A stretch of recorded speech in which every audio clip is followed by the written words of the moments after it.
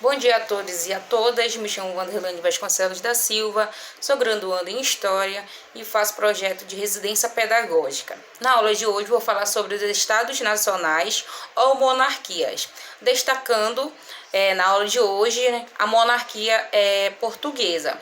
Mas primeiramente vou falar sobre o contexto que esses estados estavam inseridos, né? Falar sobre a formação deles, como ocorreu essa formação. Primeiramente, os estados nacionais, eles deram início, né, na Baixa Idade Média, no século 12 a 15, nos países da Europa Ocidental, né, destacando as monarquias portuguesa, espanhola, francesa e inglesa. Bom, dado isso, esses estados nacionais ocorreram justamente por conta de quê? Da transição do feudalismo para o capitalismo, no caso o capitalismo primitivo, né? Esse capitalismo primitivo é totalmente diferente do capitalismo que temos hoje. No caso, o capitalismo primitivo, ele tinha como ideais o protecionismo alfandegário, que no caso era a proteção da economia pela entrada de produtos estrangeiros, e também o mentalismo, que era o acúmulo de metais preciosos, né? No caso, que levou à introdução da moeda, né, como valor de troca. Bom, o que ocasionou também a crise do sistema feudal? No caso, foi por conta do crescimento demográfico, o surgimento da burguesia, o desenvolvimento do comércio e também a expansão das rotas marítimas. Bom, e além disso, teve o absolutismo monárquico, que no caso tinha como a central figura o rei, no qual ele administrava tanto a economia como a política, justamente tendo esse poder dado pela burguesia, que no caso essa burguesia, ela tinha como os ideais, como luta, né, tirar terras das mãos dos senhores feudais, no qual esse movimento ficou conhecido como movimento comunal, no qual, que se referia às comunas, né, às cidades livres, ali naquele período, e tudo isso solucionado, né, pelo monarca, né, que era o rei. Então, dado isso, os estados nacionais, né, a criação dos estados nacionais tinha como... Eles representavam, né, eles tinham uma maior representação, suas fronteiras, limites de territórios, o Exército Nacional, né, que era justamente para a segurança da nação, além do âmbito econômico. No caso, as monarquias nacionais, elas visavam a unificação dos padrões monetários e também um sistema de cobrança de impostos, né? E com isso teve a unificação, né, dos interesses políticos dos reis e dos interesses econômicos da burguesia, e também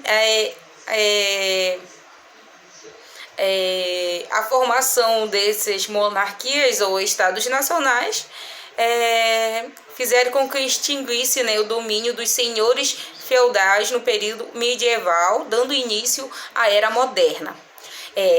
Tendo isso, né, como um pequeno resumo, né, o contexto no qual essas monarquias estavam inseridas, né, na formação dos estados nacionais. Agora vamos adentrar sobre a monarquia que eu destaquei logo no começo, que é a monarquia portuguesa. Nesse caso, Portugal foi um dos primeiros países da Europa, né, a se consolidar com um governo forte, centralização da pessoa como rei, né? No caso, o rei ali como um principal centro de tudo, justamente junto ainda com a burguesia.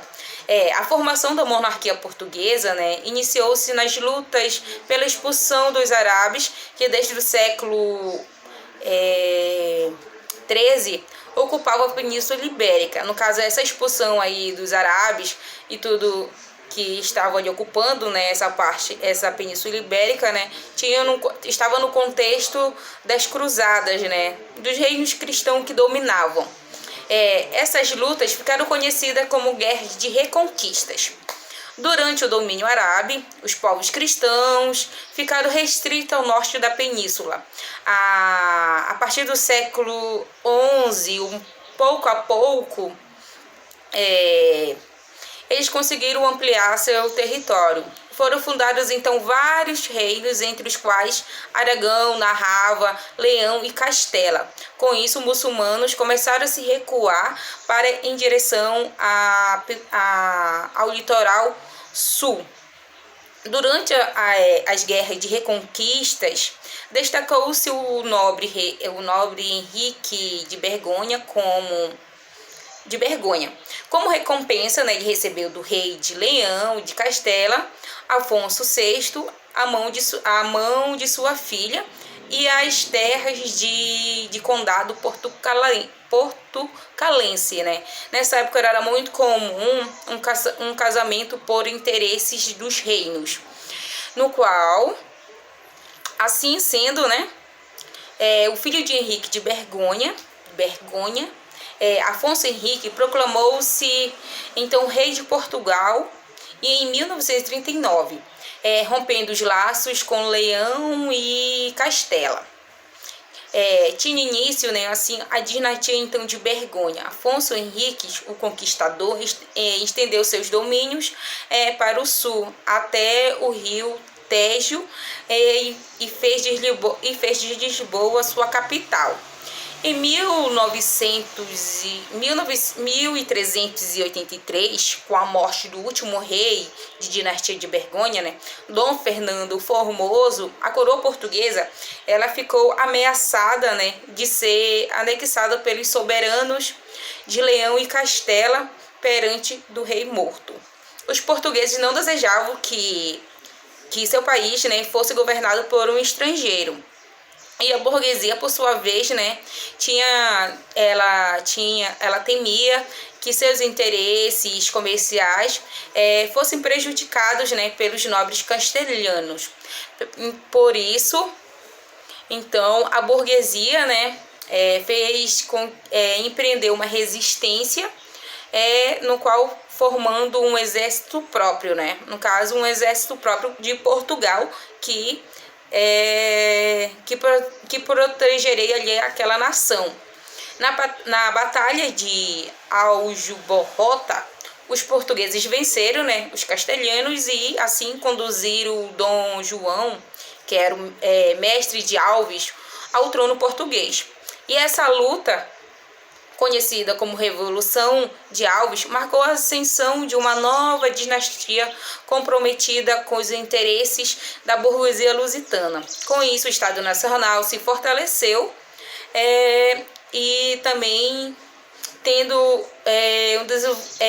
um maior desenvolvimento de suas atividades mercantis e cobrança de impostos, que tal associação promoveu o pioneirismo português na expansão marítima, né, que defragou ao longo do século XV.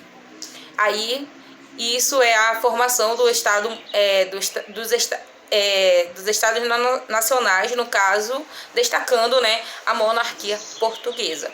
Espero que tenham entendido.